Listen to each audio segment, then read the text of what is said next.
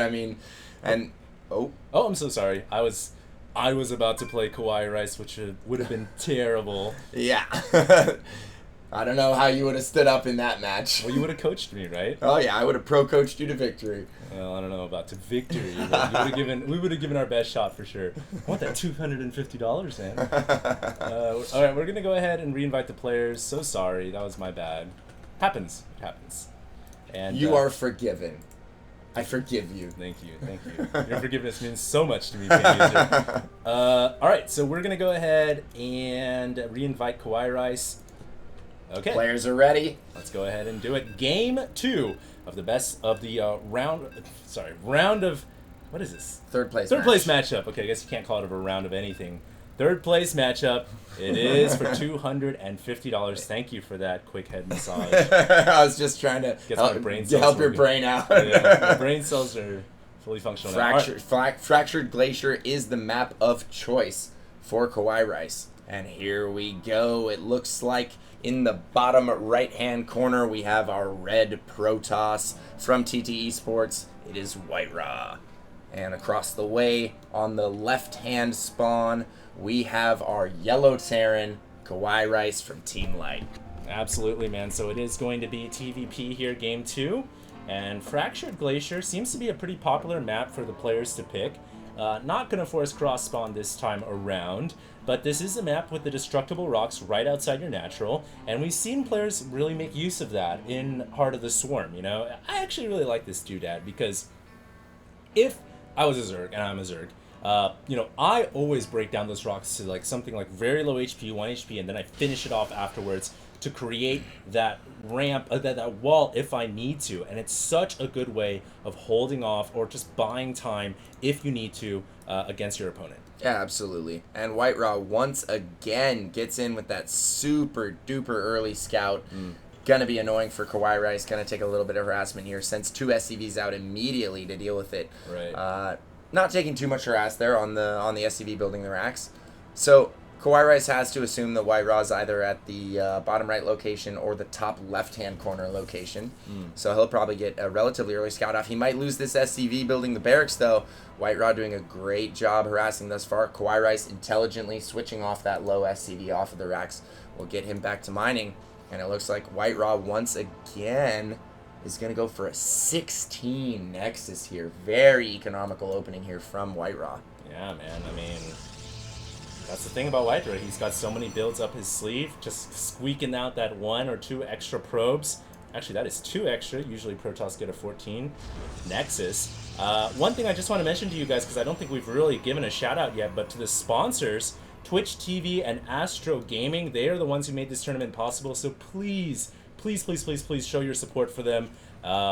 Twitch.tv is the stream service you guys are using to watch this right now, and Astro Gaming makes excellent pro gaming gear, headsets, amplifiers, backpacks. Yeah, absolutely. And you can check them out over at astrogaming.com. Now, KawaiiRice has added a gas here, so I think we will see a quick factory coming out of him. Now, does he decide to go with Warhounds early? Does he decide to go for the quick Banshee? Right. I think Warhounds early are an excellent way to grab map control, especially against a Nexus first like this on 16 with the very, very late gateway. Just now getting that gateway up, going to chrono boost out that first Zealot. So, you know, KawaiiRice might be able to get some damage done here with some Warhounds. Yeah, and the Warhound Marine push is something that Protoss players have just been having the hardest time dealing with. And that's why Blizzard said, look, we're going to nerf the Warhound. It's going to have a little bit less attack speed now. But it's still something that's so strong. I mean, I can't count how many Protosses have died to that Warhound Marine push. Absolutely. A ton, man. Absolutely. I mean, and that's why I feel that they are so powerful in the late game. Even with the attack speed nerf, the power of the Warhound is in the speed and the hit points and the range. And the cost. Very cheap. The cost as well. They do a lot of front-loaded damage. Right. They front-load an incredible amount of damage. I think, okay, so they do something like 23 with their base attack. 27, I think. 27? Yeah. No way. Yeah. I'm not too sure, guys. Don't quote me, but I know their Haywire does 30. Yeah. At least from the Heart of the Storm custom game available before the beta came out. So that's somewhere around the range of 50 to 60 damage with an initial burst. Absolutely. And then the beauty of the unit is that you can kite and allow the recast on the cooldown for the rockets to reestablish itself. Oh. Whoa, this Mothership Core is not going to the natural. It's going to the Terran's base. Interesting. Oh, WhiteRa. And with these spawns, that's certainly a possibility. I know I mentioned it on the last map that it might use it as a possibility, but I think that map might have just been too big in order to utilize something like this. But there's a lot of Marines here. Yeah, what tech choice will WhiteRa use? Because I think it might be for a potential recall here. Yeah, and he didn't add on a Stargate. Sometimes when I do this, I actually casted a game of me doing this before. I went for the Mothership Core proxy, and then I added on a Stargate, and I made an Oracle, brought the Oracle to the Mothership Core, and energized it. But he's not adding on a Stargate. So he's going Robo and Gateway. So you might be right. He might go for recall, but he stopped it. Oh! And now he's going to Purify against the Banshee, but it's too far away. Yeah, but does do some initial damage to that Banshee. Great positioning there from WhiteRa. I think he was anticipating the Banshee right there. Yeah. And wow, just amazing map awareness right there from WhiteRa. That was really, really intelligent. And you guys might be thinking, well, that Mothership Core, using that energy wasn't worth it, but it actually was, because you know what that did? It saved him from losing probes. Absolutely. That initial burst damage kept the Banshee away, but he's got the Observer. Oh, he will shut down this Banshee so easily. What a read from WhiteRa, man. Yeah. Just so much experience, such intelligent plays here. And really, this Banshee harass has just been shut down in full. Yeah. Hardly any damage done. Very, very nice job so far by WhiteRa. And Kawhi starting off this game, not the best opening. He actually... Does he have a CC? No. Oh, wow. No, he's going for glory.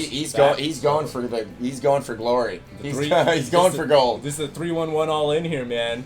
This is it. It could be pretty devastating. I mean, what does WhiteRa really have to hold on to this? You know, these Banshees are going to do a tremendous amount of supplemental DPS. He's got the Warhounds, he's got the Marines. This is a very, very interesting build here from Kawhi. Certainly not his standard playstyle. Oh no, WhiteRa working down the rocks at his natural. Certainly not what he wants to be doing right now. What a position there for KawaiiRice, using the rocket cooldown right there to start to pick off these stalkers while the Banshees harass. This is just brilliant. Yeah, and he can't get too close to those Warhounds. Those Stalkers will just melt. And now WhiteRa knows that this is coming. He stopped working down the rocks. He needs forces right now so badly. He's trying to move the Mothership Core over, but it's just so slow. This could be bad news for WhiteRa, man. I don't know if he's got enough forces to defend against this. And even though WhiteRa had a great opening, Kawhi with the Warhound Marine Banshee push is going to kill off so many probes. 15 have gone down, another horde of probes coming out. But WhiteRa has no way to stop this. GG. And even the very well played coming out of WhiteRa there. You know, excellent all-in build there from Kawhi. I mean, that was very, very well orchestrated.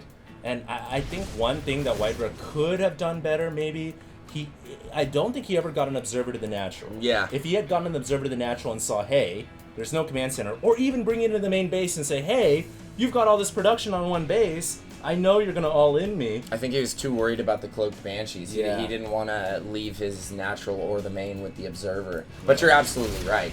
A Scout would have been huge for WhiteRa there. That would have changed everything. He might have been able to get some cannons at the front. He did have a forge down, a few cannons there, a few sentries. I think sentries were really what he was lacking there. 1 or 2 sentries, even a 3rd sentry would have been able to delay that push for quite some time. But, you know, he just didn't know it was coming. All right, guys, we're going to do a very quick commercial break. This will only be 30 seconds as we go to the next map. And please stay tuned. Don't go anywhere.